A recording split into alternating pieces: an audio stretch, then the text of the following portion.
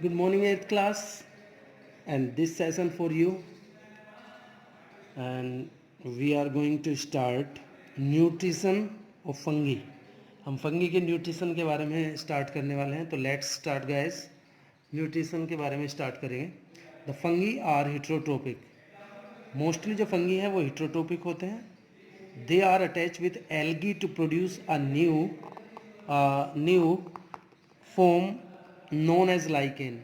Fungi heterotrophic होते हैं, यानी कि दूसरों से अपना भोजन प्राप्त करते हैं.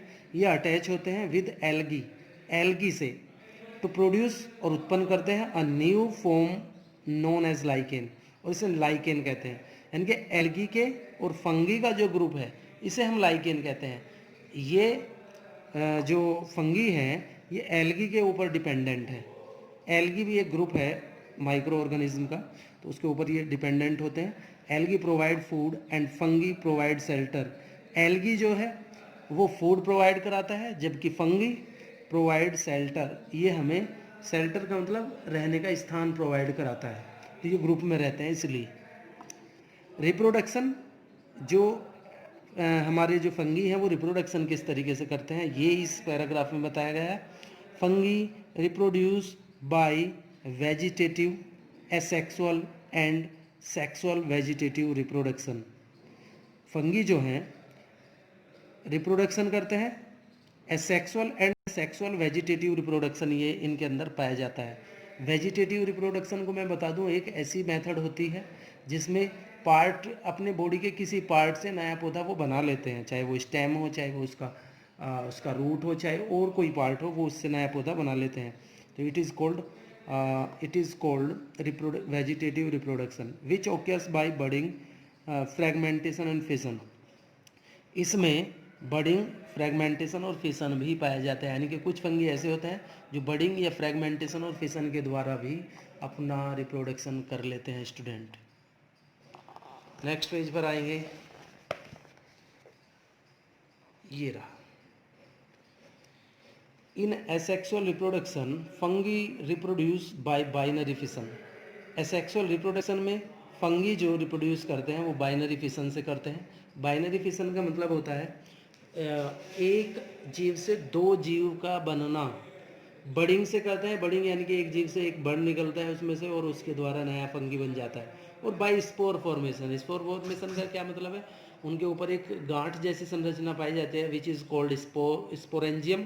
स्पोरेंजियम में जो सीड लाइक जो स्ट्रक्चर होती हैं उन्हें बोलते हैं स्पोर, और उन स्पोर के द्वारा नया पौधा बनता है. यानी कि ये सीड जैसी ही, बीज के जैसी ही कुछ स्ट्रक्चर कुछ पौधों में पाई जाती हैं विच इज़ कॉल्ड स्पोर, और स्पोर से नया पौधा बन जाता है.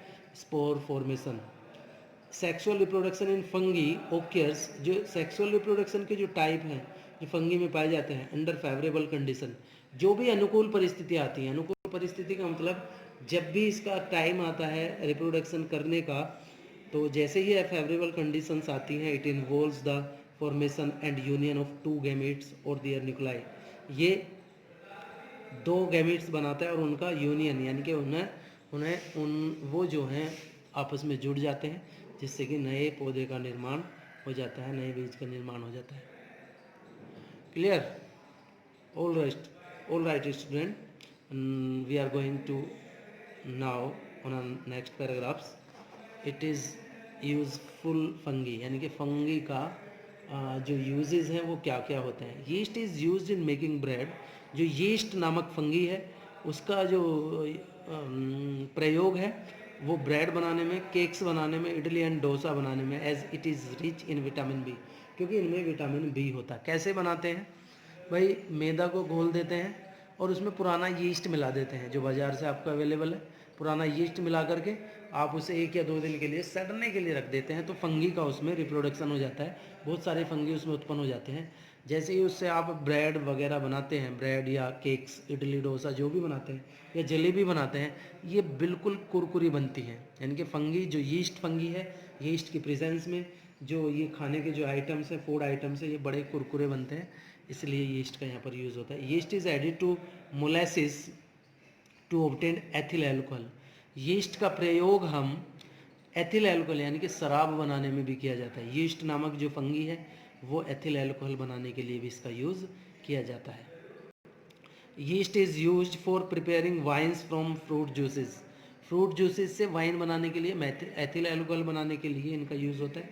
Some fungi such as mushroom are directly use as a food.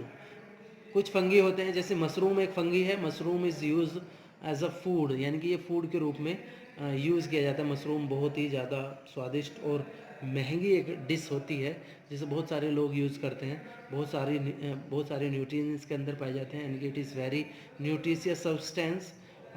It should be noted that only some varieties of mushroom are edible. It should be noted, ये note करने वाली बात यह है कि मशरूम की बहुत सारी जो वैरायटी हैं वो खाने योग्य होती हैं। Some medicine are prepared from fungi, कुछ दवाइयाँ भी हैं जो फंगी से बनाई जाती हैं, जैसे penicillin is made from penicillin notatum, ये एक फंगी है। पेनिसिलिन नोटेटम, इससे पेनिसिलिन नामक दवाई बनाई जाती है। It is a antibiotic medicine.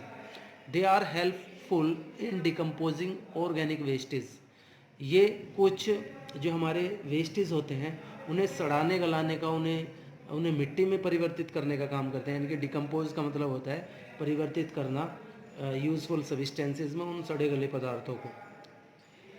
Yeast are use to produce vinegar, सिरका बनाने के लिए भी यीस्ट का प्रयोग किया जाता है। स्टूडेंट, जो सिरका है उसमें पुराना सिरका डाला जाता है, उसमें यीस्ट होता है और वो जो है नए सिरका बनाने के लिए यूज़फुल होता है। हार्मफुल फंगी, यानी कि कुछ फंगी ऐसे होते हैं जो हमारे लिए नुकसानदायक है, तो डिटेल में यहाँ पर देखेंगे।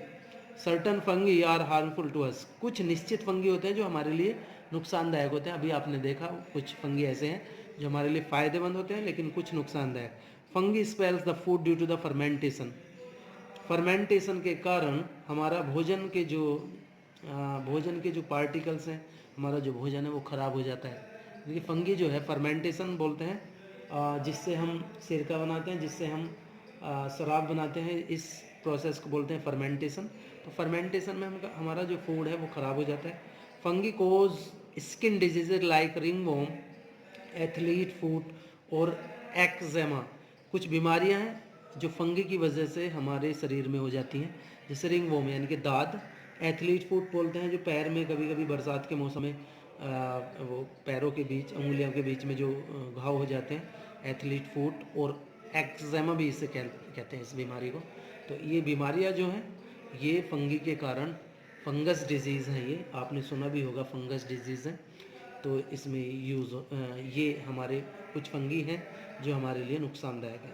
Fungus cause a disease called aspergillosis in poultry, poultry यानी कि मुर्गी फॉर्म या जो भी आप कुछ पक्षी पालते हैं उनमें एस्परगिलोसिस बीमारी होती है जो फंगस की वजह से उनमें आ जाती हैं और उनसे बहुत सारे जो जानवर हैं वो मर जाते हैं।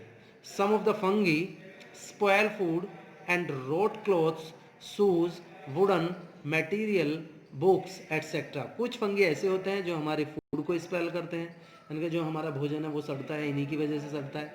रोट क्लोथ्स गल जाते हैं, यानी कि ख़राब हो जाते हैं, हमारे कपड़े जूते हमारे ख़राब हो जाते हैं। अगर आप देखते हैं, अगर आप कुछ समय के लिए अपने कपड़ों को, अपने जूतों को या कुछ किताबों को ऐसे ही रख देते हैं तो वो कुछ समय बाद आप देखते हैं, साल 2 साल बाद उनमें फंगस लगा हुआ मिलता है जो उन्हें ख़राब कर देता है। Some are pathogenic to crops, puccinia and ustilago, कुछ बीमारियां जो हैं क्रॉप्स में भी होती हैं, फंगस लग जाता है।